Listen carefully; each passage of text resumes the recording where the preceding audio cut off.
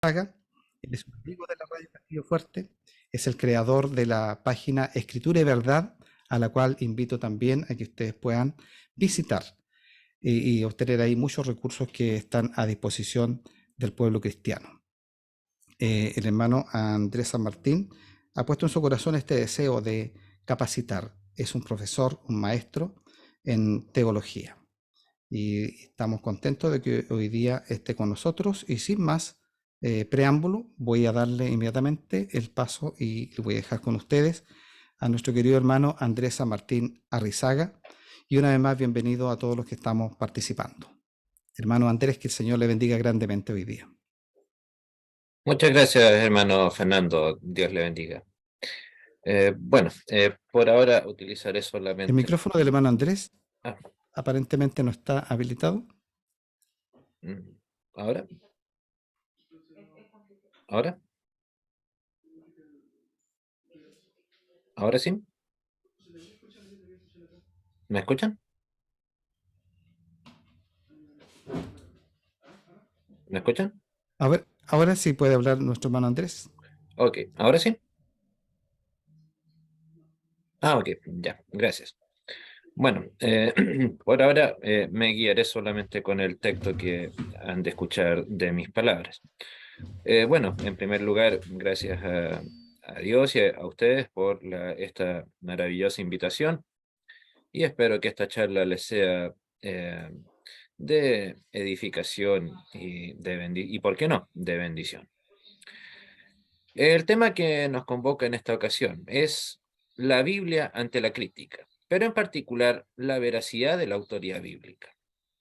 Eh, Todos los aquí presentes, y de hecho cualquier cristiano, y con mayor razón protestante, si es que acaso aprecia de ser uno, debe adherir fielmente al principio rector, a la piedra fundante de la fe cristiana.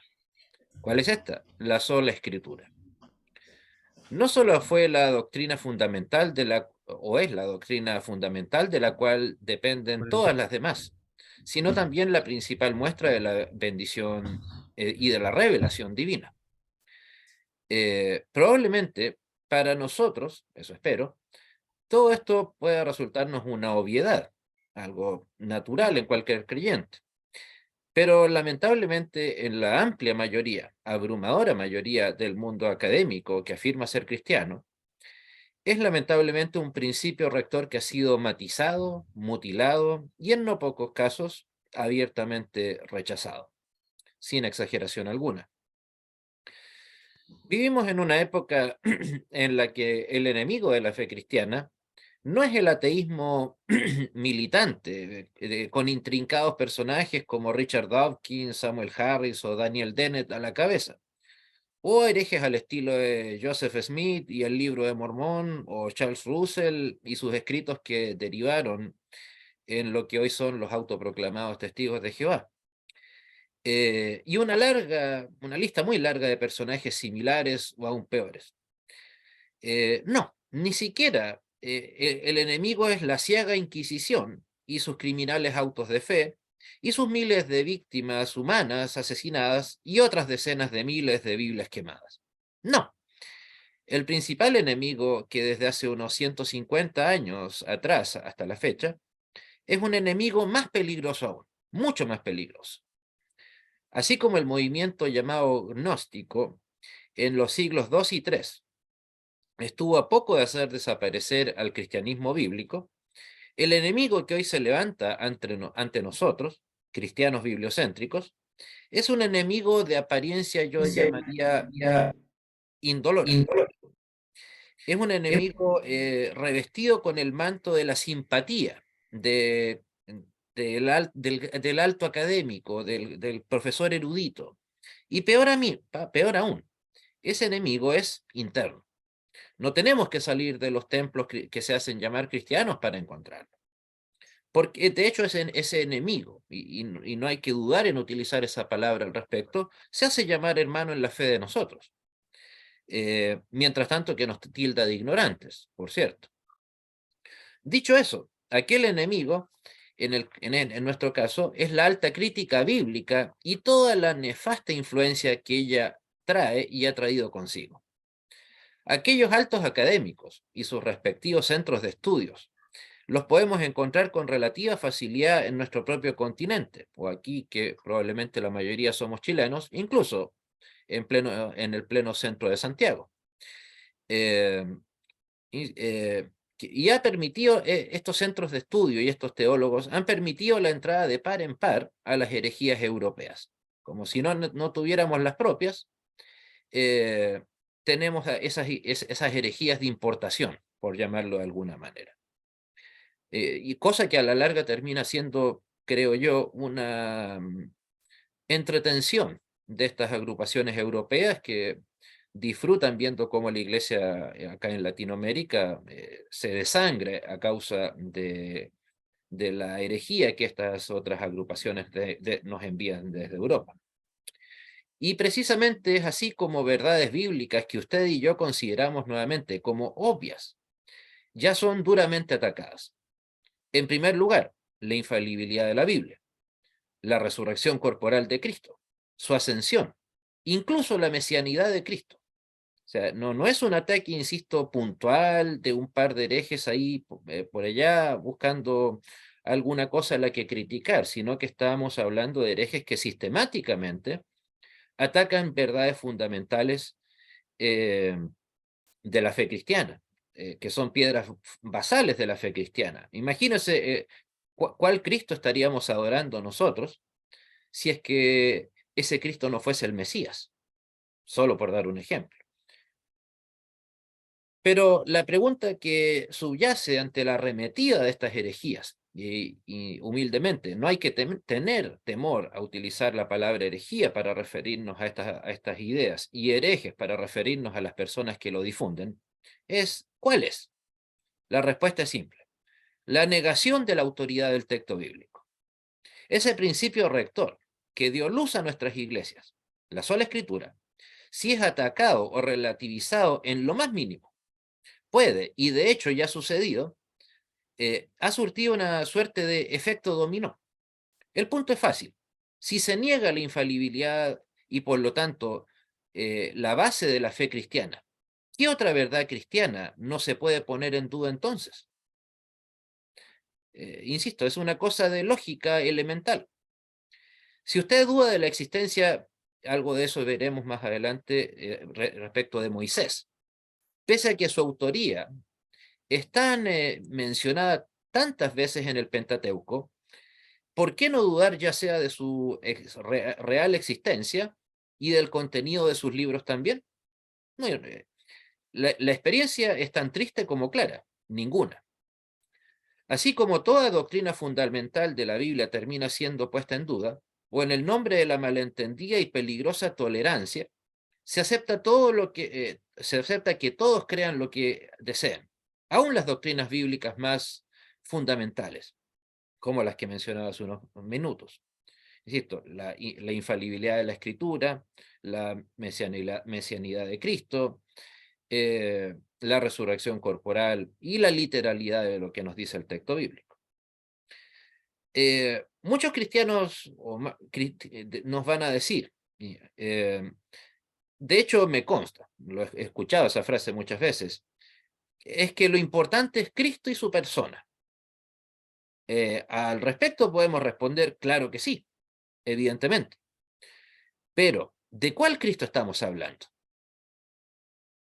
Al respecto podemos responder, claro que sí, insisto, o más aún, como usted o como yo, y todos los teólogos que hacen esa afirmación, conocen a aquel Cristo a través de un solo medio. ¿De cuál otro medio conocemos a Cristo? Única y exclusivamente de la Biblia. Mal que le pese a estas personas, a estos teólogos liberales modernistas, el Cristo que ellos, ustedes y yo conocemos, es el Cristo de las Escrituras. Se habla mucho del concepto del Jesús histórico. Pues bueno, ok, puede ser una interesante investigación, tal vez arqueológica, al estilo Indiana Jones.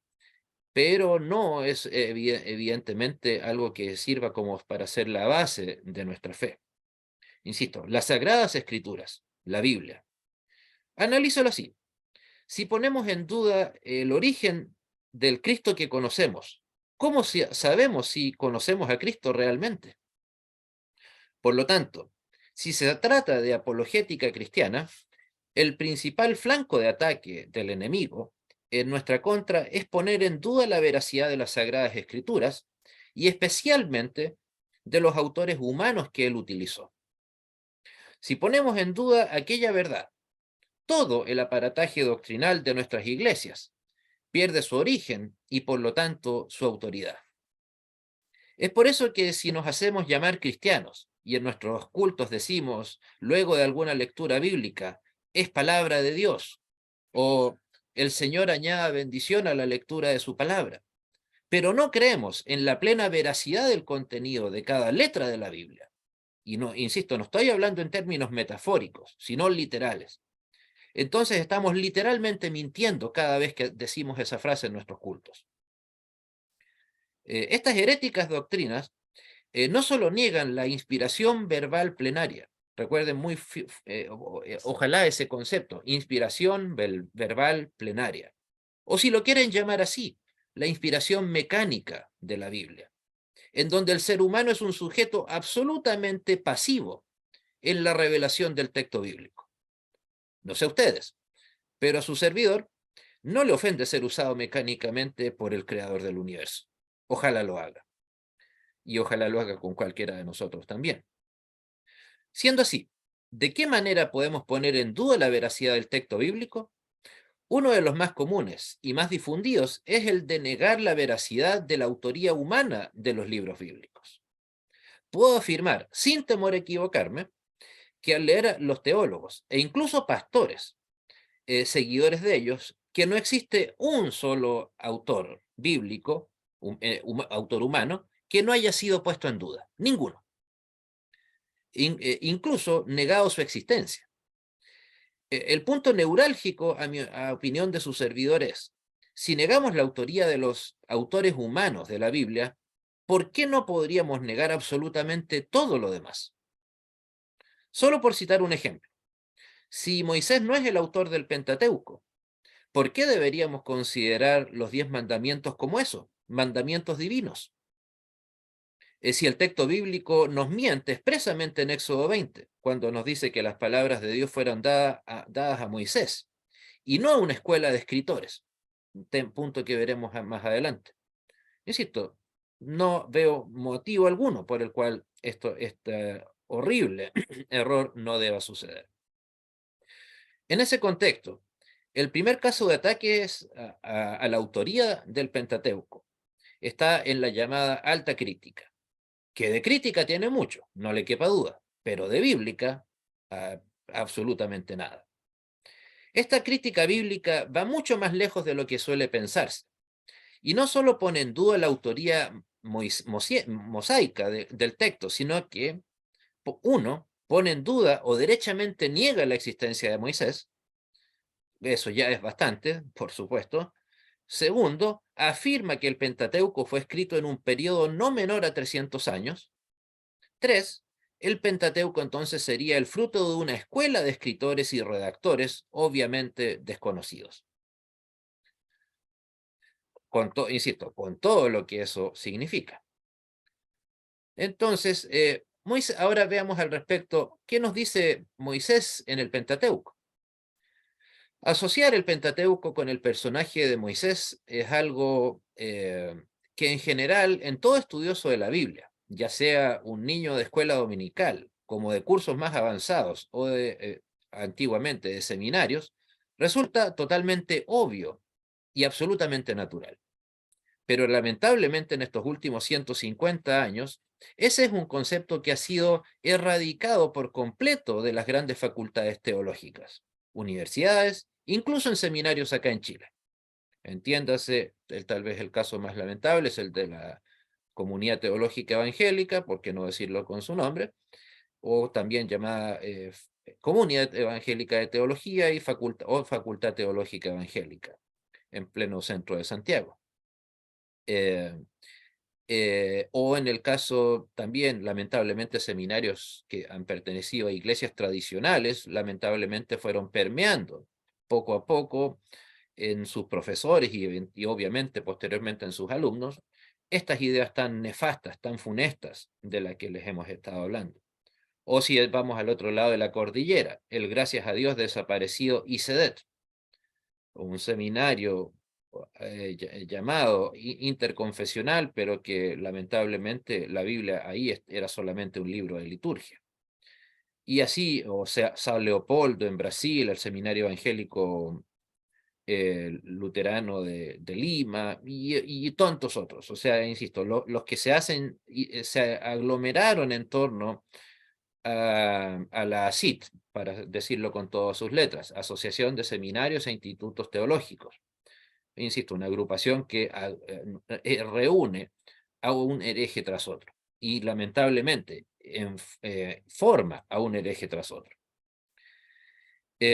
Generalmente el único a favor de dicha idea, de que Moisés no tuvo que ver en el Pentateuco, es que se menciona en Éxodo capítulo 2 sobre el nacimiento de Moisés y el versículo de Deuteronomio 34:5, en donde se dice explícitamente que Moisés murió.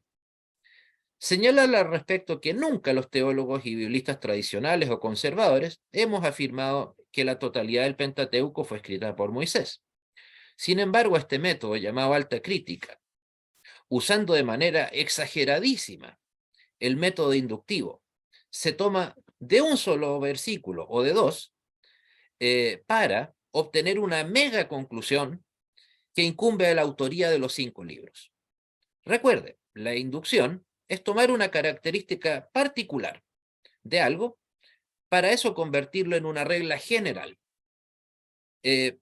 Para simplificarlo acá, es como que alguien ingresara a hacer un estudio sobre la charla que su servidor les está entregando y ve, ok, ve que está escrito ahí en la pantalla, licenciado Andrés San Martín Arrizaga.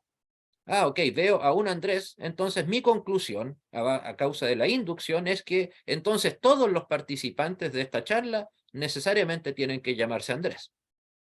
O que este tipo de charlas también, como la estoy brindando alegremente para Radio Castillo Fuerte, entonces solamente me voy a limitar a radios que se llamen Castillo Fuerte.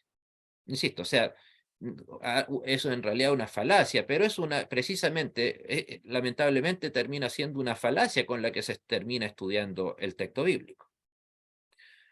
Eh,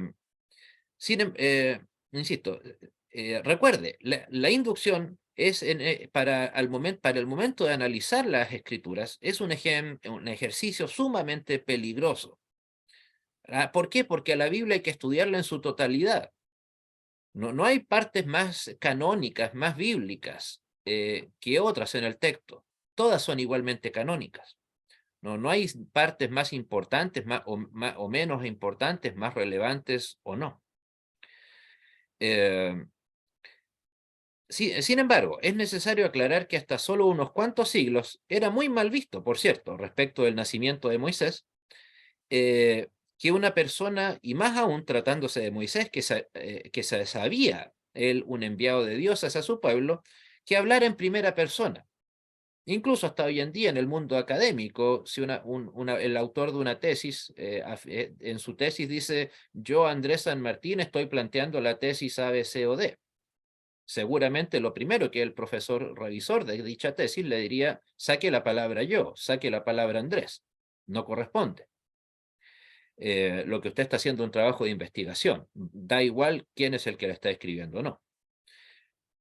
Entonces, imagínese más aún si Moisés estaba escribiendo la palabra de Dios. A eso me refería con la inspiración verbal, mecánica, si lo quiere llamar, de Dios en Moisés. O sea, ¿por qué? Recuerde, se daría de inmediato una imagen de autorreferencia, de arrogancia. Y por lo tanto, en el caso de Moisés, si se generara esa identidad de imagen de autorreferencia, podría dar la apariencia de que Moisés estaba dejando de lado la autoría divina, cosa de que sabemos que Moisés no habría hecho. Sin embargo, este elemento que les acabo de mencionar es excluido por los críticos bíblicos, los cuales a una sola voz niegan sistemáticamente la posibilidad de que Moisés haya sido aún mínimamente autor del Pentateuco. Insisto, aunque sea mínimamente autor. Esto nos lleva a las llamadas fuentes del Pentateuco. ¿Y por qué su servidor, y creo que cualquier creyente, debe negar su existencia? Estas heréticas y a su vez descabelladas teorías no solo son ampliamente aceptadas en muchas iglesias, sino que es la teoría que literalmente se adueñó desde el siglo XIX en las facultades de teología de Europa, para llegar finalmente como una bizarra entretención a Latinoamérica, y muy bien financiada, dicho sea de paso. Sus defensores suelen afirmar que eso no afecta en nada la veracidad de la Biblia, pero claro, evidentemente que sí. Evidentemente, el autor de un texto es un factor fundamental para la credibilidad del mismo texto. O sea, no es lo mismo que esta charla la esté entregando en Radio Castillo Fuerte a que la estuviera entregando, no sé, en cualquier radio secular. Sin duda, el hecho de que esté acá significa que hay una preparación cristiana atrás de todo este trabajo, una coordinación de un tipo distinto, a que si lo pasáramos por un canal de YouTube que se dedica, no sé, a la farándula. Evidentemente a todos, eso espero, no nos llamaría mucho la atención la invitación de una charla, por muy bíblica que supuestamente sea, pero que venga, insisto, de un canal de farándula, por dar un ejemplo. O sea, entonces sí, evidentemente el autor de un texto es un factor fundamental para que ese texto sea creíble. Pero no todo termina ahí. Aceptar estas teorías de la redacción del Pentateuco significa necesariamente, sí solo sí, dejar de lado toda clase de autoría o intervención divina en el texto. Convierte a la Biblia en un simple libro que habla de cosas sagradas de la religión judía, pero sin ningún valor agregado vinculado a la revelación divina. O sea, sin duda, ¿habla la Biblia de la religión judía? Por supuesto. Pero es mucho más que simplemente eso. O sea, lo que le da, como lo decía, ese valor agregado a la Biblia es el hecho de que está en esa reunión de textos, de libros, tras de de ese trabajo está la, eh, la inspiración y a la larga la autoría divina. Entonces, de todas estas descabelladas y a su vez absurdas teorías, la más común es la teoría de las fuentes. Con ese nombre se le suele conocer.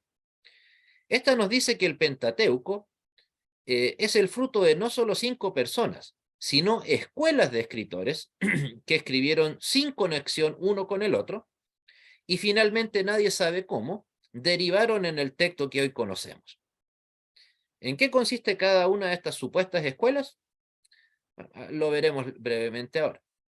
Quiero aclarar, por cierto, antes de exponer, que ahora solo describiré dichas fuentes, pero que de ninguna manera adhiero, o incluso más, su servidor no se ha de considerar hermano en Cristo a alguien que adhiera a dichas teorías eh, o a estas supuestas fuentes. Espero que ninguno de los aquí presentes, humildemente, lo considere hermano tampoco. Y a todo este conjunto de herejías se le llama tradicionalmente la hipótesis documentaria, con ese nombre, hipótesis documentaria. Sin embargo, esta hipótesis está unida a las supuestas, como lo decía, fuentes del Pentateuco. Ya, nótese, fuentes, o sea, ya estamos hablando en plural. De acuerdo con la influyente versión de la hipótesis documentaria formulada por el alemán Julius Wellhausen, nacido en 1844, fallecido en 1918, estas fuentes y la fecha aproximada de su composición fueron, insisto, estoy describiendo, no defendiendo, de ninguna manera. 1. La fuente J o Yavista. ¿Por qué? Porque usa el nombre Yahvé, transliterado como Jehová o Yahvé para Dios. Se le asignó el nombre J debido a que es así como empezaba en el idioma alemán, nativo del teólogo hereje Wellhausen. Esta fuente provendría del reino del sur, concretamente del sudeste de Judá, y se localizaría alrededor del año 950 a.C. Habría contribuido en los episodios en que Dios se manifiesta en conversaciones amistosas, en términos más humanos y familiares, cuando habla con Caín, Noé, el huésped de Abraham, y sería el redactor de la creación del segundo capítulo del Génesis, o sea, un detalle no menor. La fuente más antigua trata de narraciones que constituyen la mitad del Génesis y del Éxodo, más unos fragmentos de números. Describe, insisto, palabras de un autor que cree en esto, describe a un Dios parecido a un ser humano llamado Yahvé, o más bien Yahvé, Yahweh, en todas partes, y tiene un especial interés en el territorio del reino de Judá y personas relacionadas con su historia. Tiene un estilo elocuente, originalmente compuesto cerca del 950 a.C. Luego le sigue la fuente o eloísta. ¿Por qué? Porque utiliza la palabra en el texto bíblico, en hebreo, la palabra Elohim, plural, de Dios en cananeo, del reino del norte, concretamente al noreste del reino de Israel, anterior aproximadamente al 721 a.C. Aportaría los episodios en que Dios se manifiesta en sueños y visiones, como la zarza o la historia de José. Su estilo es más sobrio, así lo llaman. También la fuente E, que es paralela a la J, a menudo duplicando las descripciones, constituye una tercera parte del Génesis y la primera mitad del Éxodo, además de fragmentos de números. Describe a un Dios parecido a un ser humano, inicialmente llamado Elohim, y Yahvé después del incidente de la zarza ardiente, donde Elohim se revela a sí mismo como Yahvé. Se centra en el reino de Israel y en el silo sacerdocio. Tiene un estilo moderadamente elocuente, originalmente compuesto cerca del 850 a.C.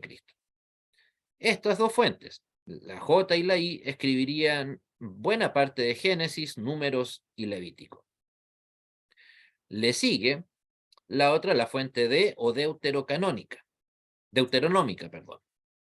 con un estilo y vocabulario distintos, localizable en Jerusalén aproximadamente en torno al año 620 a.C., durante la reforma religiosa de Josías, o sea, algo muy posterior a la huida de los israelitas de Egipto, que tendría aquí ya un estilo directo y cordial, y aportaría esta fuente los libros de Deuteronomio, Josué, Jueces, Samuel y Reyes. Esta fuente D toma la forma de una serie de sermones acerca de la ley y consiste en la mayor parte del Deuteronomio. Su término distintivo para Dios es Yahvé Elohanu, traducido como el Señor nuestro Dios, originalmente compuesto cerca del 650 al 621 a.C. Algo muy, por cierto, no sé si les llamó la atención, pero que a mí me asombra bastante es cómo dan con tanta exactitud. ¿Por qué no pudo haber sido el 655, el 660, sino que exactamente el año 650? O en vez de decir el 620, dice el 621. ¿Por qué no el 625? O sea, es como escuchar a los científicos, por así llamarlos, darwinistas, que dan origen al universo con una exactitud que es realmente apabullante, pese a que no tienen manera de comprobar dicha fecha. Y le continúa la fuente P, que viene del inglés Presley o del alemán Priesterkodes o fuente sacerdotal, que proporcionó instrucciones rituales muy detalladas, como los ritos, sacrificios, leyes, prohibiciones, el papel del Shabbat, genealogías, etc. Localizable en la cautividad de Babilonia en el siglo VI a.C., o sea, ya con un Israel en otro exilio, no saliendo del exilio relatado en el Éxodo, en la escuela sacerdotal de Ezequiel. Y esta aportaría todo el Levítico, la mayoría de Números, la mitad del Éxodo y en parte de Génesis, especialmente el episodio de la creación en su capítulo 1. Está preocupados con la centralización del sacerdocio y con listas, especialmente de tipo genealógicas, fechas, números y leyes. Entonces esta fuente P describe un Dios distante, despiadado, a quien llaman Elohim. P copia partes de J y E, pero altera detalles para resaltar la importancia del sacerdocio. P consiste en cerca de un quinto del Génesis, partes sustanciales del Éxodo y Números, y casi todo el Levítico. También P tiene un bajo nivel de estilo literario, nuevamente en palabras de los defensores de esta teoría, compuesto cerca del 550 al año 400 a.C. En otras palabras, como se dan cuenta aquí, ¿qué palabras faltan en esto que les acabo de leer? La palabra Moisés, la palabra revelación divina. Solamente ya con esas dos fuentes, o sea, con esas dos palabras faltantes, ya podemos decir que hay una mutilación severa, grosera, a toda la labor de revelación divina. Esta hipótesis documentaria es esencialmente un intento de eliminar el aspecto sobrenatural o divino, ¿por qué no?, del Pentateuco y derechamente negar la autoría de Moisés.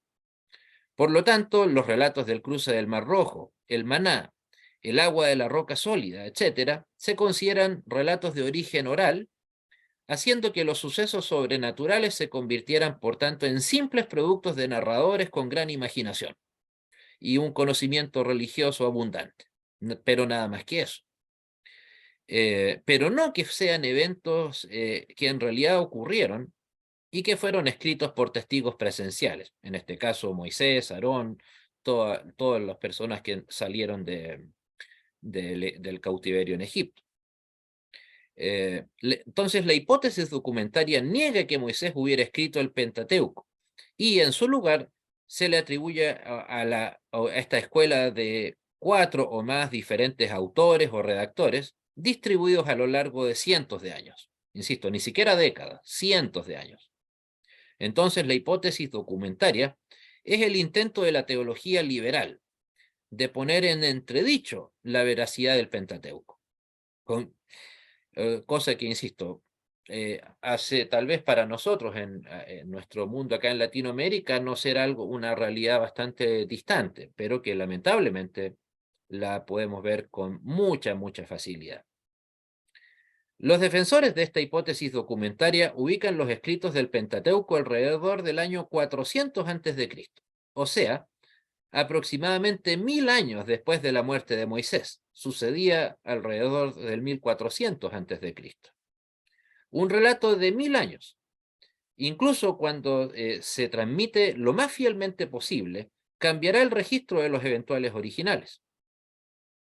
Recuerde, el Pentateuco aún estaba siendo redactado durante el tiempo en que los israelitas andaban errantes por el desierto, a causa de su rebelión en contra de Dios.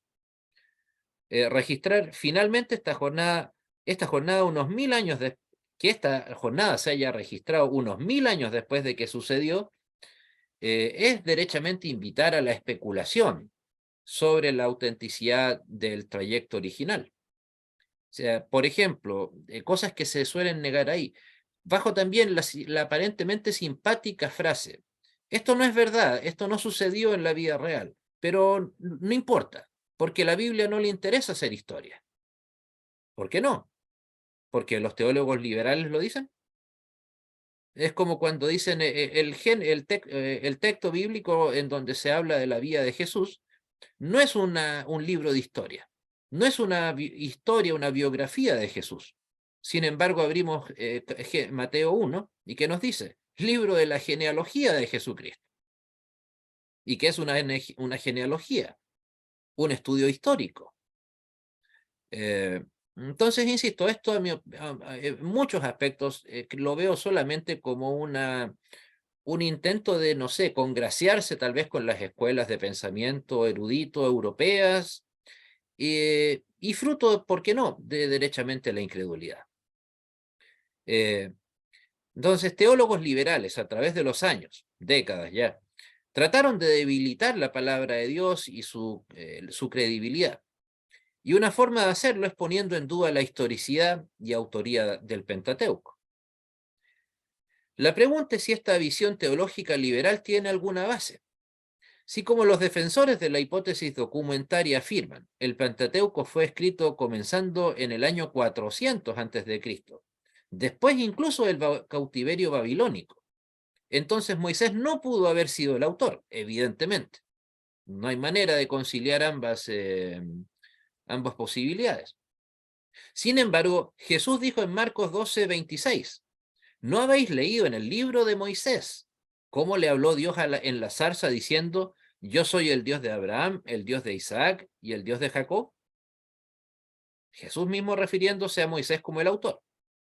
Jesús establece claramente que Moisés escribió el relato de la zarza ardiente en Éxodo 3.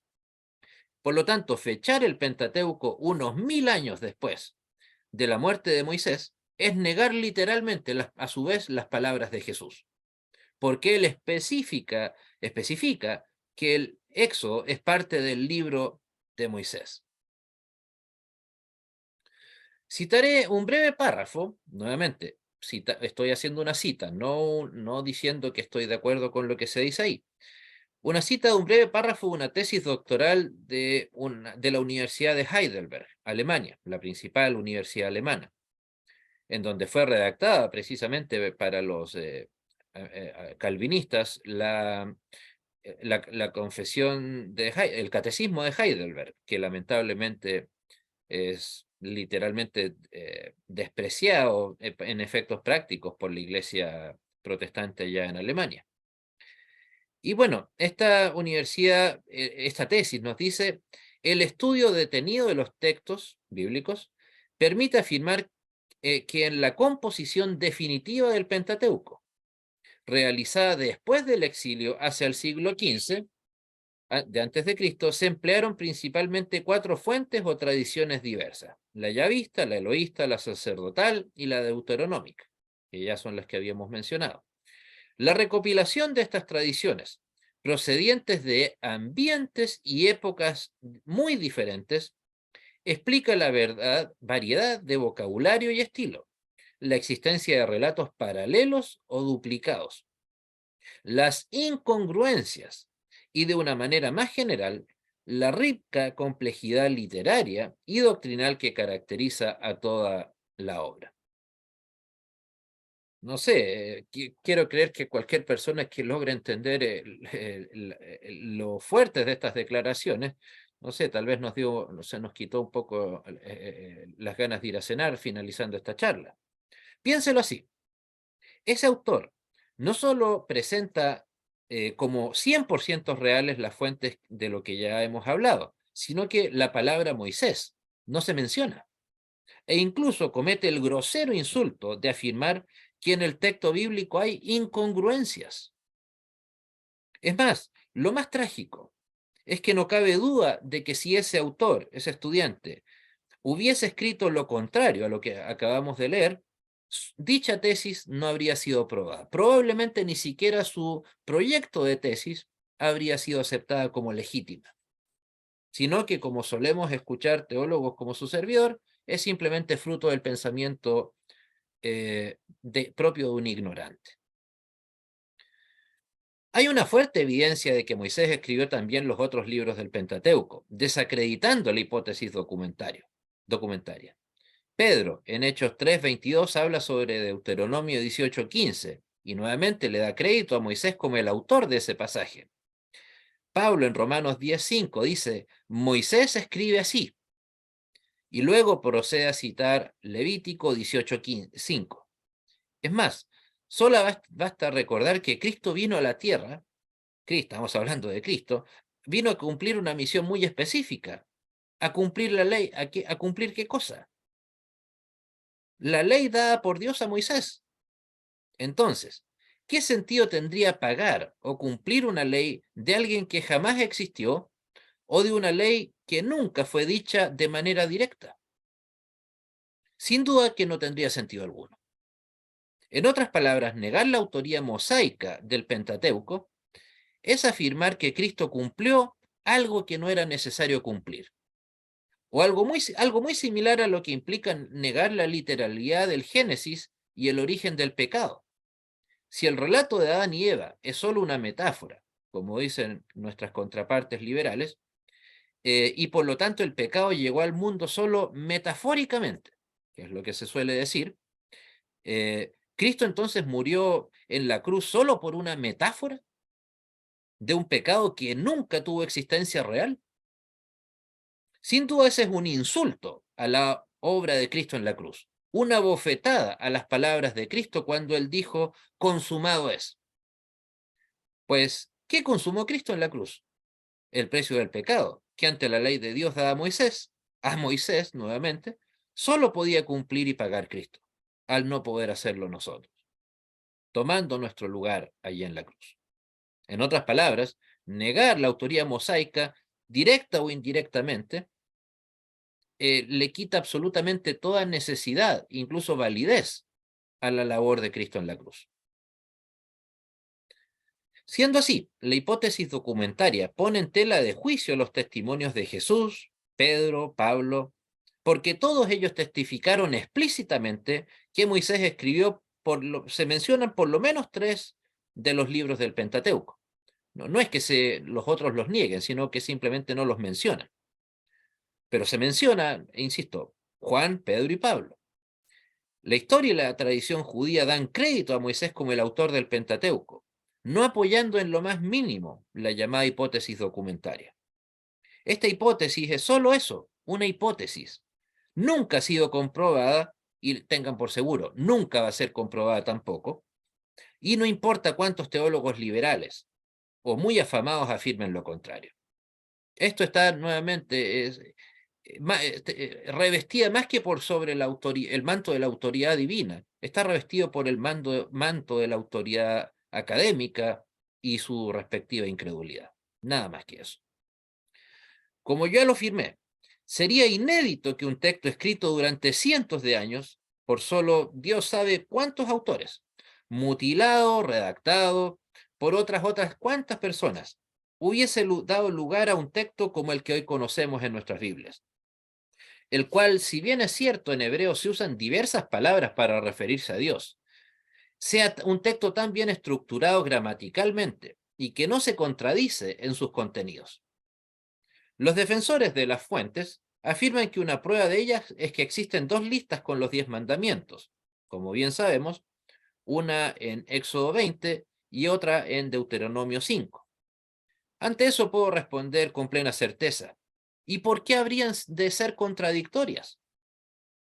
Simplemente hay 2, punto. ¿Acaso en nuestros códigos penales, en nuestros códigos civiles, que modernos, es que no tienen el ataque del paso de los años? ¿No hay leyes bastante similares una de la otra? Y no por eso vamos a decir que fue escrito por un país distinto. Lamentablemente la alta crítica ha monopolizado, insisto, monopolizado, pero especialmente racionalizado toda posibilidad de que Moisés haya tenido que ver aún en una sola palabra en la redacción y escritura del Pentateuco. Y no es una exageración de su servidor. Ni una sola palabra del Pentateuco es atribuida en la alta crítica a Moisés. Ni una sola. Sin embargo, al ser creyentes que confiamos y adherimos a la infalibilidad de la Escritura, sabemos que no necesitamos de pruebas externas para creer o no creer en nuestro texto sagrado. Más aún, si las fuentes realmente existieran, ¿debemos suponer que el grueso de los primeros 5 libros de la Biblia nos mienten? Espero que nadie que ame las Escrituras piense así. Pero más que contrarrestar los supuestos argumentos de la alta crítica, quiero señalar como una convicción personal, que más allá de defender ellos sus elucubraciones, el tema de fondo es dejar de lado el máximo posible, por parte de los adherentes de la alta crítica, la intervención divina en las Sagradas Escrituras. Eso es el punto fundamental para ellos. No hay Dios en las Escrituras. Motivos pueden haber muchos. Incredulidad, pensamiento supuestamente absorbido por el racionalismo, y en resumen, no creer en un ser superior que pueda intervenir de tal manera en un libro, y por ende en la historia, en este caso la Biblia. Por lo mismo, podemos reclamar a los defensores de la alta crítica y la negación de la autoría mosaica del Pentateuco. Podemos apelar a ellos y decirles, ¿quiénes fueron esos reales autores entonces? ¿Quién realizó una redacción final tan prolija? O incluso más, que tal vez es lo más triste. ¿Por qué no les importa saberlo? Sí, con mis respetos, algo de tiempo dedicado a este tema. Y de todos los teólogos herejes que defienden estas teorías, nunca alguien ha propuesto ha entregado una propuesta seria de cuáles deberían y podrían haber sido los verdaderos o los supuestos verdaderos autores del Pentateuco. Insisto, eso es una respuesta que no va a quedar, que no va a recibir una pregunta que no va a recibir respuesta nunca. O sea, este tema ya lleva 150 años adueñándose de nuestras facultades, o mal llamadas nuestras. Difícilmente esto va a cambiar ahora. ¿Cuándo y cómo? Sin duda esas son preguntas que la alta crítica deja sin responder, y no los va a responder nunca tampoco. La oposición doctrinal y académica a la alta crítica es la única opción para aquellos que realmente estamos comprometidos con la verdad bíblica, como usted y su servidor. El error debe ser refutado, no matizado, no justificado, ni mucho menos olvidado. Siendo así, ¿qué conclusiones podemos extraer sobre los datos verídicos del desarrollo del Pentateuco y de la vinculación de él con Moisés? Como resulta evidente, nuestra mirada debe ser eminentemente bíblica y aceptar que las respuestas que buscamos sobre el texto bíblico, ¿de dónde debemos obtenerlas? Espero sea una obviedad. Debemos obtenerlas y encontrarlas en la misma Biblia, donde más si no. De la misma manera debemos comprender que las teorías sobre el supuesto origen y desarrollo de siglos del Pentateuco y Moisés son precisamente eso, teorías, nada más. La Biblia es infalible. Moisés recibió la revelación divina en su debido momento, pero no así la alta crítica. Recuerdo como una experiencia personal, si me la permiten, haberle comentado a mi pastor a cargo en aquel entonces que por motivos académicos debía leer obligatoriamente al tristemente famoso teólogo, o ateólogo lo llamaría yo, Rudolf Bultmann. Siempre he dicho que el día que me compre un perro o una rata como mascota, se va a llamar Bultmann, en honor a él. Él, un hereje de tomo y lomo, ¿no? Del cual nada se puede rescatar, nada. A fin de calmarme, recuerdo que en esa conversación mi pastor me dijo las sabias palabras. Así como ese pseudo teólogo se considera con el derecho de intentar desmitologizar la Biblia, o supuestamente sacarla de sus mentiras, entonces tú, Andrés, siéntete libre entonces de despedazar sus textos. ¿Por qué no? Los escritos de Moisés son infalibles, llenos de principio a fin del influjo divino, pero no los textos de Bultmann. Entonces, los textos de críticos como Wellhausen, Bultmann, von Rad, etc., no son divinos. Entonces, si bien es cierto que Moisés muy probablemente no escribió plenamente el Pentateuco en forma definitiva, como hoy lo conocemos en nuestras Biblias, la coherencia, y a diferencia de lo que decía esa tesis que acabo de mencionar, coherencia y uniformidad de la evidencia bíblica, nos hace tener la convicción más que razonable de que Moisés fue el iniciador, impulsor y la persona más importante involucrada en esa actividad literaria. Insisto, lamentablemente pensar de manera contraria es prácticamente una moda, pero que llegó hace 150, 170 años, pero que llegó para quedarse. Si ya era fuerte en la Europa continental, hasta antes de la Segunda Guerra Mundial, tal vez el escepticismo que vino después de la Segunda Guerra Mundial no solo multiplicó eso y, como les decía, sirvió para que esto fuera multiplicado e importado como producto no tradicional, tristemente, a todos los seminarios de relativa relevancia acá en Latinoamérica. Todos, sin excepción. Excepto, insisto, algunos seminarios pequeños, pertenecientes a iglesias fundamentalistas, a iglesias confesionales de diverso tipo, pero lo que son los, comillas, grandes seminarios, absolutamente no. Simplemente se abrió esta teología como una bizarra entretención de los europeos trayendo su herejía acá, que de poco o nada les ha servido, por cierto. Vayan y visiten las iglesias allá en Europa, incluso la misma Alemania. Vayan a Holanda, Suiza, los países de origen luterano o calvinista. ¿Cómo están esas iglesias? Vacías. Iglesias que lamentablemente ya están convertidas en algunos casos en centros de entretención, clubes sociales, pero templos, nada. Dicen por ahí que por sus frutos los conoceréis. Pues bueno, que nos muestren los frutos de la alta crítica entonces. Respecto del por qué creer en un solo autor, puedo afirmar que por hechos como el que en los 5 libros encontramos una unidad tanto gramatical como temática y doctrinal sumamente estructurada, lo cual sería muy difícil de existir si hubiese más de 5 autores o fuentes, teniendo en cuenta que el Pentateuco se muestra como un texto homogéneo, unido, característica muy difícil de conseguir en un texto que supuestamente duró siglos en ser recopilado para ser finalmente redactado así como lo conocemos hoy. Pero aún así, si dicha unidad literaria no fuese tan clara, ¿por qué llegar tan lejos como para pensar e incluso afirmar que una supuesta falta de unidad literaria en el Pentateuco hace imposible que haya habido un solo autor, Moisés, y mucho más, que el mismo Moisés ni siquiera haya existido y que es solamente un personaje mitológico?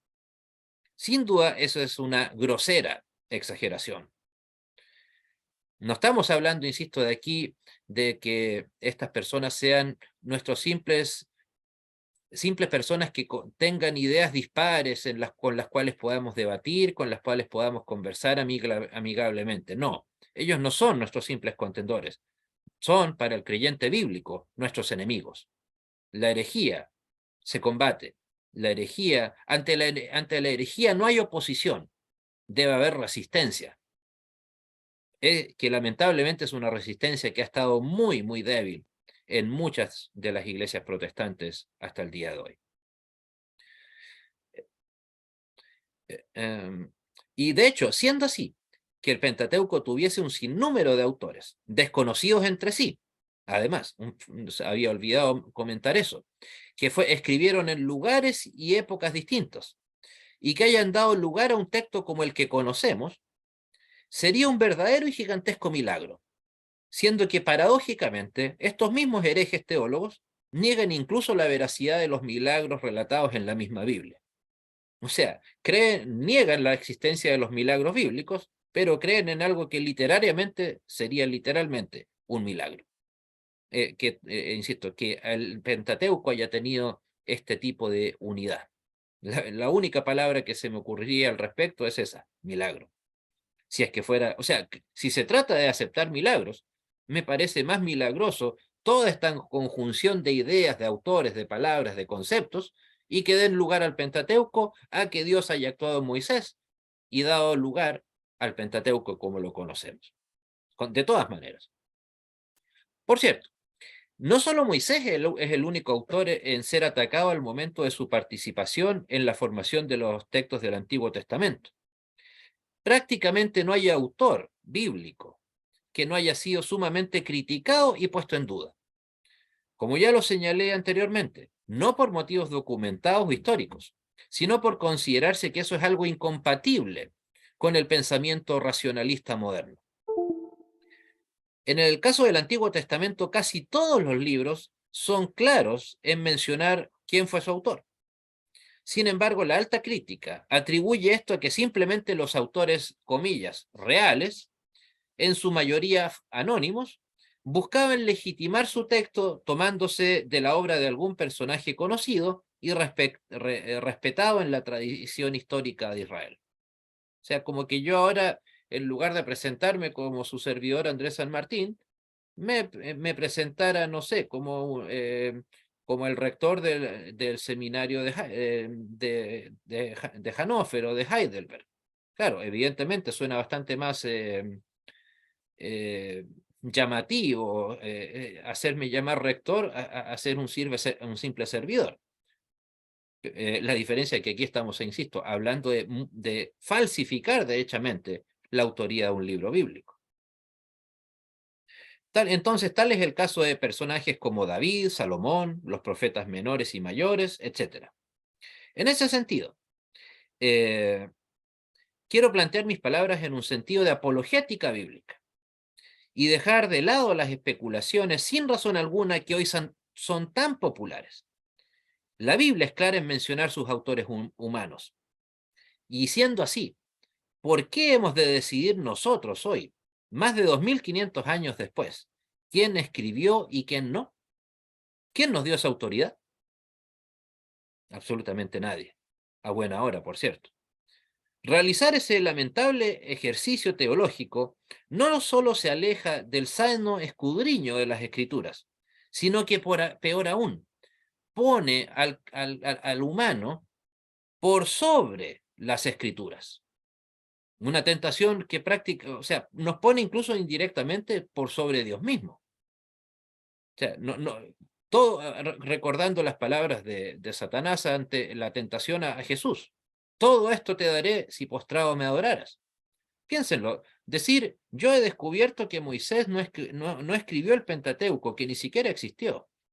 Sin duda, si es que suena muy presentar eso como una, digamos, una verdad irrefutable, y se presenta como un descubrimiento histórico, académico, debe sonar muy, muy bueno para el ego.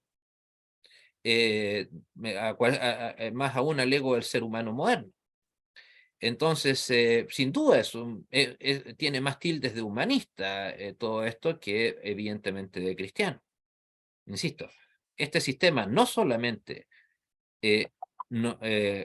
deja de lado las escrituras, sino nos pone a nosotros por sobre ellas. Dios nos libre de tamaña herejía.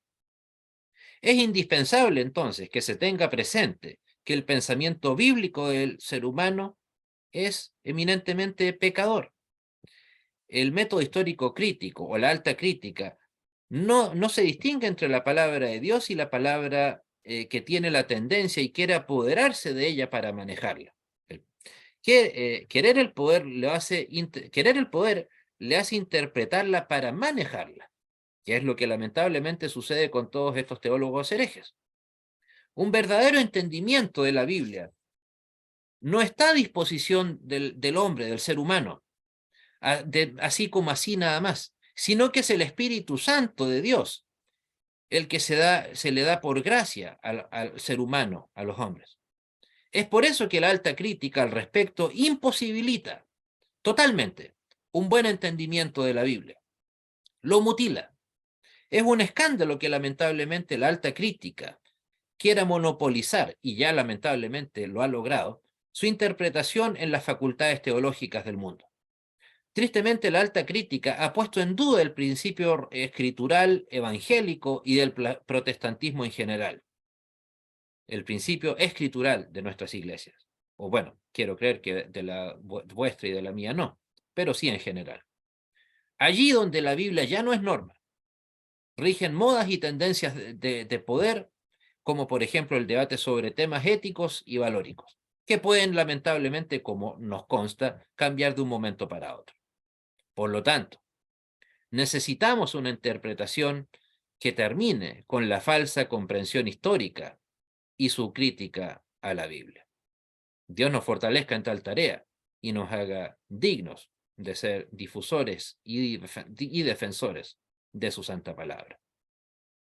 Dios no solamente se dio el bendito trabajo de revelarnos su Biblia, su palabra, perdón, la Biblia, sino que también de permitir que llegue a nosotros hoy, en el siglo XXI. Dios le bendiga. Muchas gracias. Muchas gracias, hermano Andrés.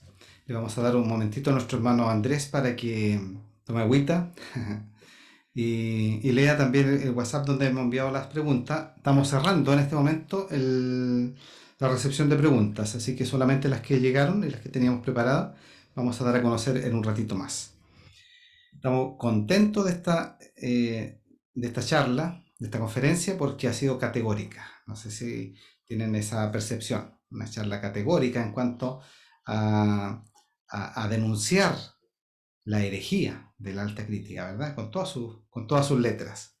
Y eso es bueno porque el Señor también nos da el ejemplo cuando dice, el que no es conmigo, contra mí es.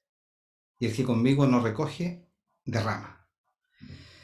Bien, así es que le damos entonces un momentito a nuestro hermano Andrés. Por mientras, les doy a conocer de que en el chat del Zoom les hemos dejado un regalito a todos los que están participando, que es el PDF de esta conferencia. El hermano Andrés escribió esta conferencia también en un PDF que supongo que también va a publicar en su página Escritura y Verdad, y que nosotros también la publicaremos en nuestra página castillofuerte.cl.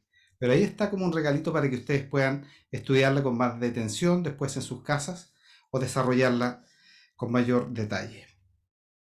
Bien, ahora sí vamos a dar un espacio de unos máximo 15 minutos. Vamos a pedir a nuestro expositor que sea lo más breve y conciso al contestar algunas preguntas que tenemos, y que voy a pedir también a nuestro hermano que está en el control que pueda publicarlo, si es que alcanzó si las tiene. Bien, entonces, Hermano, a ver, en el chat me llegó la pregunta que, o sea, dice cómo se respalda esta hipótesis, considerando que nuestro texto bíblico se ha consolidado a través de la historia, la arqueología, el cumplimiento de las profecías. Ahí la verdad no sé si no me queda muy claro cuál es la idea de la sí, pregunta. sí, yo entendí, esa fue la última pregunta que yo también le envié por el WhatsApp. Y en esa esta no alcanzamos a poner en el Power, ¿no? No, pero entiendo que la pregunta es, ¿cómo se respalda esta teoría de la alta crítica? ¿Verdad? Considerando toda la evidencia que tenemos, más bien, más que una pregunta, es como una afirmación de cómo es posible de que la alta crítica tenga estas hipótesis. Para el creyente fiel, nos parece descabellado que ellos puedan tener este tipo de hipótesis, pero evidentemente para ellos no, para ellos están acostumbrados a hacer este tipo de cosas. Entonces yo creo que por ahí va la pregunta, A ver, hermano Andrés. siendo así, a ver, en primer lugar yo diría que no por un tema de credibilidad o falta de credibilidad ante el texto, sino simplemente es una cuestión de incredulidad. O sea, evidentemente a los que respaldan las teorías de Graf Wellhausen, de Gerhard von Rad, en el caso del Nuevo Testamento, Bultmann, yo creo que aunque les mostrásemos un video literalmente en donde Dios les está dictando ahí, sobre la piedra, cara a cara a Moisés, esta gente buscaría alguna manera de encontrar algún error, pero desde un punto de vista netamente tal vez de estudio de metodología de la investigación, podríamos decir lo que algo comenté en la charla, el tema de la inducción. Ok, es que viene el detalle, tal vez por un ansia de ego personal. Ok, vemos que en esta parte del Pentateuco se utiliza más la palabra Yahvé, y en esta otra se utiliza más la palabra Elohim, o la palabra, o las palabras vinculadas al sacerdocio, y entonces, insisto, llegan a esa mega conclusión que es que necesariamente tienen que ser autores distintos. Insisto, o sea, yo creo que una insana manera de ver la fe, en el caso nuestra, cristiana. O sea, como lo decía, de alta puede que tenga mucho, pero de crítica honesta, lamentablemente no. O sea, yo creo que una persona que plantea este tipo de, mm, Hipótesis. de hipótesis, la verdad no lo hace con honestidad. O sea, yo creo que ni siquiera nosotros, digamos, decir que hay algún grado de imparcialidad al presentar este tipo de hipótesis, yo creo que no hay ninguna. Es como que nosotros, en el sentido contrario, dijéramos nosotros al decir que la palabra de Dios es infalible, pero estamos dando una opinión neutral. ¿Es neutral nuestra opinión al respecto? Evidentemente que no. Nosotros partimos de esa base y que queremos terminar en ella. La diferencia es que nosotros no estamos intentando despedazar nada, ni negando ninguna verdad bíblica fundamental. Estas personas sí. Entonces, insisto, por sobre todo, creo yo, una cuestión de ego y tal vez de recaer sobre el insano humanismo, o una, o sea, tratar de darle ínfulas de alta academicidad al estudio bíblico, que insisto, creo que ningún aporte le ha traído a la Iglesia cristiana. Bien, muchas gracias, hermano Andrés. Vamos a ir avanzando con las otras preguntas y me gusta su respuesta porque hay que ser categórico en esto. La palabra del Señor también nos dice que si alguno viene a vosotros y no trae esta doctrina, no lo recibáis en casa ni le digáis bienvenido. Y realmente son herejías las que están presentando. No es una doctrina secundaria o alguna cosa menor, sino que son realmente herejías. Bien, entonces tenemos la siguiente pregunta, hermano Andrés, para que desarrollemos ahora una respuesta. ¿Qué tan difundida está la alta crítica entre los traductores bíblicos actuales? Y podríamos decir también cuánta influencia tiene la alta crítica en las versiones modernas de la Biblia, de cualquier idioma, especialmente en el idioma español. En español, castellano, yo creo que la pregunta es al revés. ¿Qué tan poca influencia o cuántos no están influenciados al respecto? A Mm. ver, para mencionar nombres y personas concretas, Alfredo Tepox, Edesio Sánchez, el ya recientemente difunto Luciano Jaramillo de la NBI, Samuel Edesio Pangán. Sánchez, recordemos, es el de la traducción en lenguaje actual, Tepox es el de la Reina Valera contemporánea. Ujú. Todos ellos adhieren en mayor o menor grado, creo que el más ahí hereje derechamente es Edesio Sánchez, eh, y que no, y nuevamente ambos, o sea, la posibilidad de que Moisés haya existido, ninguna, incluso ponen en duda, como lo hizo Sánchez, hasta algo tan absurdo de poner en duda como es Saulo camino a Damasco. O sea, me hago la pregunta, ¿qué sentido tiene dudar de aquello? ¿Cómo sabemos que, aun si no hubiera sucedido? ¿Cómo? O sea, estamos hablando del autor de la mitad del Nuevo Testamento, tal vez incluso más, pero él se considera con la autoridad de decir eso. Tal vez Saulo no estuvo en Damasco, camino a Damasco. Juan tal vez no estuvo en Patmos. ¿Y cómo lo sabe este caballero?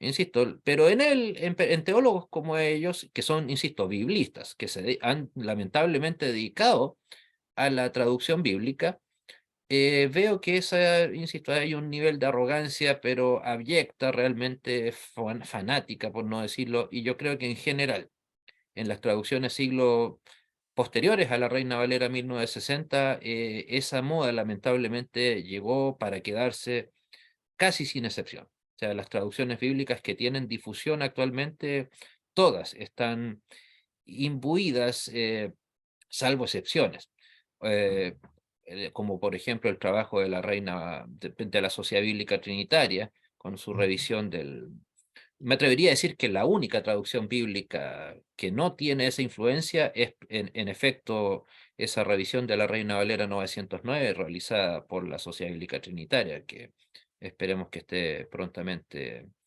Ujú. circulación. Pero de todas las demás, todas incluso sin mayor vergüenza en sus introducciones o en sus páginas web, reconocen que tienen la influencia de la alta crítica o del método histórico crítico. Entonces, Sí. lamentablemente, esa influencia no solo está, sino que, al contrario, hay algunos casos en las que no. Ujú. Sí, peligrosísimo, peligrosísimo lo que está pasando, sobre todo para gran parte del pueblo evangélico que no tiene discernimiento y que está usando versiones que ahora me sorprendía, por ejemplo, en varios pasajes del Antiguo Testamento, como en Primera Reyes, capítulo 13 me parece que es, donde han cambiado la palabra sodomita por prostitución sagrada. Y varias veces han sacado la palabra sodomita en la versión, nueva versión internacional, entendiendo que parte del comité editor, algunas de las mujeres que trabajaban ahí eran lesbianas también. Entonces es evidente que les convenía hacer eso. La siguiente Incluso, pregunta, así, díganos. incluso lamentablemente en un trabajo tan valorable como la Luther Bibel, la traducción por la cual Lutero arriesgó su vida, ya también hicieron algo así, en vez todo lo relacionado con pecados vinculados al sexo, lo cambiaron por inmoralidades. La palabra en alemán, obviamente, pero, o también las palabras me imagino que para congraciarse con los adventistas, en vez de infierno ahora se habla de destrucción eterna. Y muchas palabras vinculadas con el castigo por el pecado son, insisto, muy suavizadas, muy matizadas. O sea, imagínense, estamos hablando de un país en donde ciertamente un lenguaje en donde vaya que tienen donde obtener información y lamentablemente hasta ahí cayeron en las garras de este tipo de herejías. Sí. Muchas gracias, hermano Andrés. La segunda pregunta dice, ¿cómo llegó a ser tan fácilmente aceptada la alta crítica? Yo creo que por sobre todo por un tema económico. ¿Por qué? Porque esto llegó principalmente a Latinoamérica. O sea, en Europa tuvo una expansión. Vino el secularismo, la Primera Guerra Mundial, con todos los estragos que trajo. La gente se comenzó a considerar mayor de edad, pese que se habían matado 20 millones de personas, pero aún así se consideraban suficientemente adultos y que ya no necesitaban de Dios. Eh, pero entonces, bueno, ese jueguito, esa entretención llegó a Latinoamérica, principalmente por teólogos que eran enviados desde Europa, principalmente alemanes, obviamente, holandeses, en algunos casos ingleses y también suizos. Podríamos decir que prácticamente alemán y luterano o calvinista y biblista es sinónimo de herejía, casi sin excepción. Busque el teólogo de renombre que usted quiera, cuál de esos usted pueda rescatar algo en lo teológico de él. Son contados con los dedos. Pero acá en Latinoamérica yo creo que, bueno, estos seminarios que tenían en su mayoría orígenes interconfesionales, por sobre todo necesitaban y querían financiamiento de parte de alguien en los años 50, años 60. Y ese financiamiento no iba a llegar a un seminario, llamémoslo así, fundamentalista, o que adhiriera posteriormente a la Declaración de Chicago, de ninguna manera. O que dijera en este seminario creemos en la inspiración verbal plenaria, eh, de ninguna manera. O sea, entonces, al contrario, era visto como una muestra de ignorancia. Entonces, yo creo que fue por sobre todo por eso, por un tema económico, de recibir recursos desde Europa Ujú. y para que tener mayor auge, tratar de ponerse al mismo nivel que los europeos, como si la Iglesia europea tuviera mucho que enseñarnos a nosotros, digamos, Ujú. la Iglesia europea moderna. Evidentemente no estamos hablando de, de John Knox, de Lutero, de Calvino, ni mucho menos, o Spener, Whitfield, etcétera. No, estamos hablando de la iglesia que fue silente ante las grandes revoluciones en el siglo XIX y la llegada y arremetida del nazismo, del comunismo como diríamos acá, bien, gracias. Y ellos ahí guardando silencio. Entonces, insisto, lamentablemente llegó por sobre todo por el mundo académico y obviamente a nadie le gusta ser tildado de ignorante. Sí. Entonces, tristemente esa moda la gente la aceptó, yo creo que casi por un asunto de inercia, porque después de todo, si a usted le hace una clase a alguien que se le presenta como el doctor en filosofía, doctor en teología, como fue mi caso, Eugenio Araya, de la Universidad de Marburgo, que estudió con Bullmann, que estudió con Heidegger. Entonces, claro, todos mis compañeros del seminario, oh, caramba, estamos estudiando con un amigo de Bullmann. Ya, ¿y qué? Pero mientras tanto nos decía que Cristo no había resucitado, que Cristo no era el Mesías. Ok, que tuviera 10 doctorados, pero me basta con una de esas solas herejías para no tomarlo en cuenta. Ujú. Pero tal vez por la docilidad de la personalidad latinoamericana, pues, fue que sucedió en buena medida esto. Bien. Muchas gracias. Se ve la estrategia de Satanás actuando, ¿verdad? Para destruir la veracidad de la palabra del Señor. Vamos a la tercera pregunta, porque tenemos algunas preguntas más y no nos va a dar el tiempo, así que vamos avanzando. Tercera pregunta tiene que ver con un concepto que el hermano Andrés mencionó casi al principio de su exposición. Y dice así, ¿podría explicar un poco más la inspiración verbal plenaria y mecánica que dijo, que mencionó en la charla? A ver, inspiración verbal plenaria podríamos decir que es sinónimo de revelación. Eh, claro, es cierto, en la traducción bíblica se utiliza la palabra inspiración, pero piensen en el castellano, la palabra inspiración no tiene la misma fuerza que la palabra revelación. Por ejemplo, yo para preparar esta charla me he inspirado en el texto bíblico, en algunos autores que conozco, etcétera.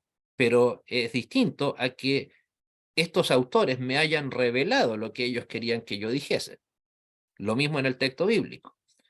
o sea, nosotros, digamos, el autor bíblico humano escribió lo que Dios quería que fuese escrito.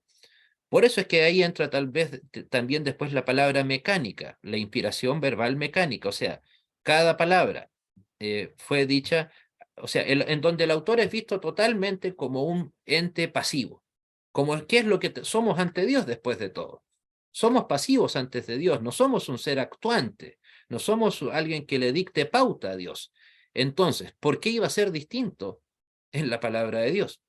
Insisto, no me ofende a mí que alguien me diga que yo me siento un robot a las órdenes de Dios, el creador del universo. ¿Por qué habría de ser malo? Pero para este tipo de teólogos es precisamente un gran insulto, lamentablemente. Sí, se me recuerda un esclavo. Si un esclavo tiene un amo que es el mejor amo que pueda existir, entonces ese esclavo realmente se siente feliz de ser esclavo de ese amo tan bueno. Bien, vamos a la cuarta pregunta y la última, y con esto ya estaríamos terminando. Y bien interesante porque se habló bastante de la alta crítica. Entonces la pregunta dice, se mencionó la alta crítica. ¿Existe también la baja crítica? Sí, no es tan difundida, pero apunta a hechos distintos, pero en mi opinión es igualmente perniciosa. O sea, la baja crítica se le llama también crítica textual, que implica buscar un método para buscar los supuestos mejores manuscritos originales, comillas, aunque sabemos que no existen, para lograr encontrar mejor la palabra de Dios. O sea, parte de la base de que necesariamente se cometieron errores en el proceso de transmisión del texto bíblico.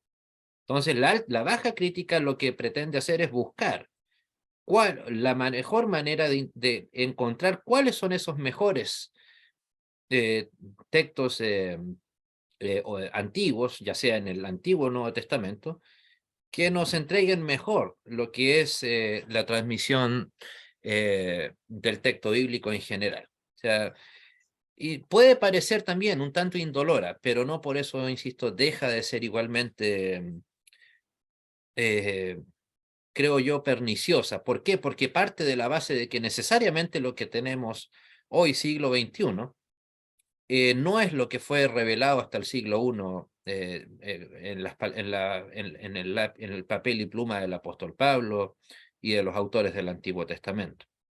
O sea, también esa baja crítica, que insisto, no sé qué tan de baja tiene, pero se le llama así, o crítica textual, insisto, por mucho que afirme buscar los mejores textos, insisto, es un ejercicio bastante peligroso.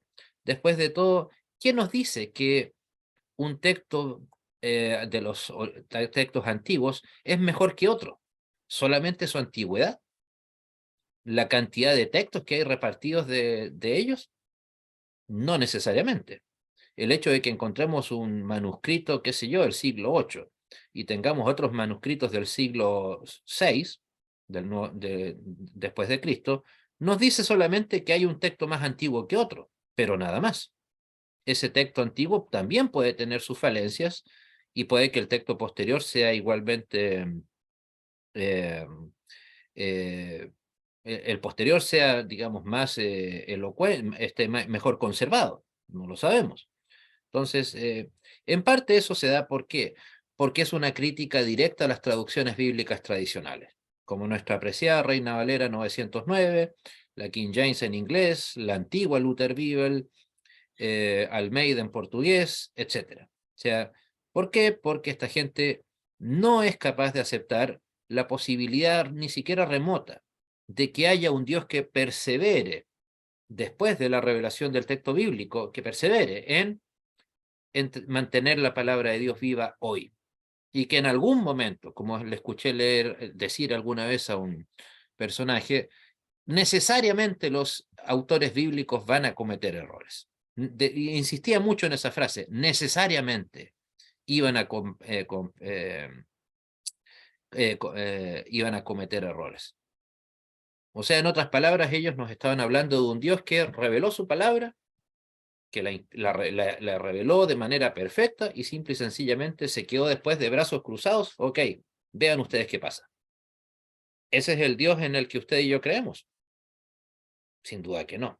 Nosotros creemos en un Dios que actuó en la época de Moisés, antes, durante, en la época de Cristo y en nuestra vida actual hoy. Por lo tanto, si Dios ha permitido que llegue la palabra de Dios hoy, es porque es eso, precisamente, la palabra de Dios que llega hasta el día de hoy. Amén. Muchas gracias, hermano Andrés. Ha sido una jornada muy sustanciosa, creo, y categórica también. Esa fue la palabra con la que me quedé. Y al finalizar, quiero dar gracias a nuestro hermano Andrés, dejarlo invitado para futuras conferencias que prepararemos también en la Radio Castillo Fuerte. También saludar a esta hora a los hermanos que se conectaron. No, no los conozco a todos, pero sé que hay hermanos representantes de la Iglesia Presbiteriana Fundamentalista Bíblica. Entiendo que también hay de la Iglesia Luterana Confesional, de la Iglesia Evangélica Aliancista. Veo algunos, incluso vi a algún hermano, pastor de la Iglesia de Presbiteriana Fundamentalista Bíblica de Uruguay. Y bueno, tenemos también representación desde Arica hasta Punta Arenas. Metodista Independiente también tenemos algunos hermanos. Y bueno, no le di la oportunidad a nuestro hermano Álvaro, porque estaba haciendo clase de seminario en este momento, pero creo que está con nosotros también. Le damos un saludo cariñoso también para nuestro hermano Álvaro, que nos ha ayudado a promocionar también esta actividad como parte de un equipo que conformamos junto con él. Bien, que el Señor bendiga al finalizar y vamos a terminar alabando a nuestro Señor para también tener después la oración final. Gracias a todos los que han participado, queridos hermanos, que el Señor les bendiga grandemente. A su servicio.